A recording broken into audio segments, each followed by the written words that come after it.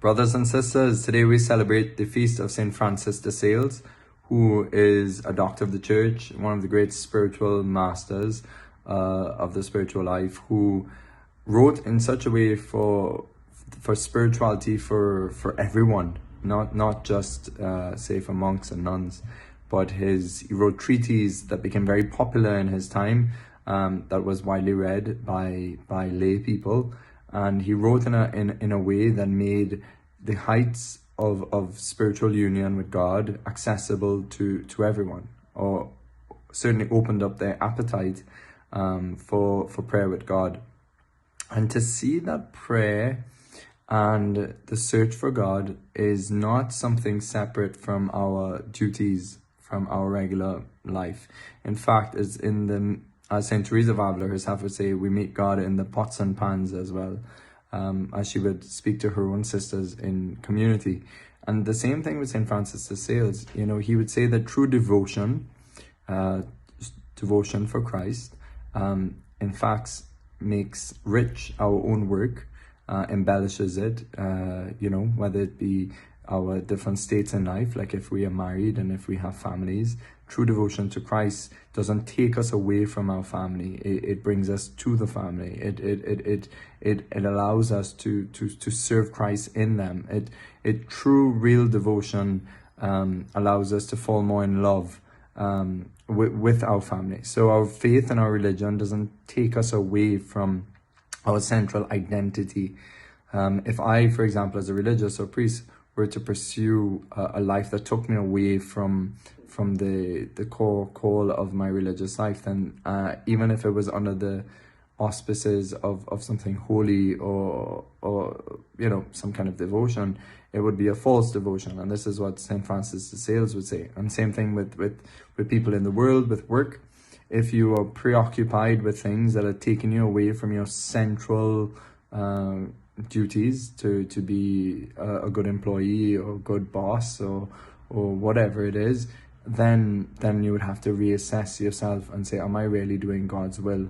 And at the burning heart of this spiritual life should be, and we should ask God for this deep desire that He's so willing to grant, and He has the grace to give to us, that we seek His will above all things, even above our own notions and ideas of holiness. Sometimes our own ideas of holiness, our own ideas of prayer can be a real barrier and a block between us and the good God, between us and God where God wants us. And so sometimes we have to learn how to leave certain forms of prayer. We have to learn how to leave certain ideas of holiness to pursue the living God who's moving us, who's drawing us to new pathways with Him. And so we have to have that courage to go with Him. But like I said, true devotion, St. Francis de Sales would say, is, and I'll probably just best read something that he says. He says, moreover, just as every sort of gem cast in honey becomes brighter and more sparkling, each according to its color, so each person becomes more acceptable and fitting in his own vocation when he sets his vocation in the context of devotion. So that is the prayer life, the love for Christ, love for God. Through devotion, your family cares become more peaceful. Mutual love between husband and wife becomes more sincere. The service we owe to our superiors, to our bosses, to become more faithful. And our work, no matter what it is, becomes more pleasant and agreeable. And so he goes on to say, call it even a heresy to wish to exclude God and devotion from our works in shops, our works in the workplace, etc., etc.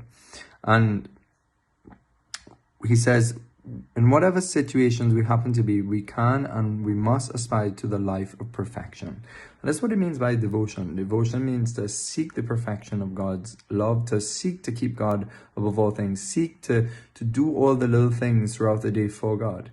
In many ways, Saint Josemaria Escriva, Saint Teresa of Lisieux, many of the saints in the last century would kind of reiterate this spiritual wisdom, but we see it really much here in St. Francis de Sales.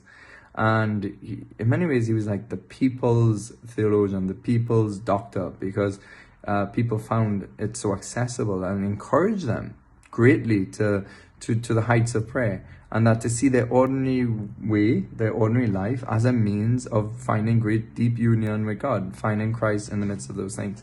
But he has so much wisdom, so encouraging, that one of the things that, that I always remembered, he says that sometimes God allows souls to fall and to experience weakness of sin so that they won't commit pride, and that God could allow that to work a greater good of humility. And so people who may have struggled with weaknesses or struggling on their spiritual life can take great confidence and courage that God is doing a greater work if they long for God, if they're continuing to look for God. So here's a quote: "Above all else, do not lose your courage, but be patient, watchful and ready with a spirit of compassion. God will hold you in his hand, and if he lets you stumble, it will only be so that you realize that you would collapse entirely if he did not hold you, and thus to make you tighten your grip upon his hand."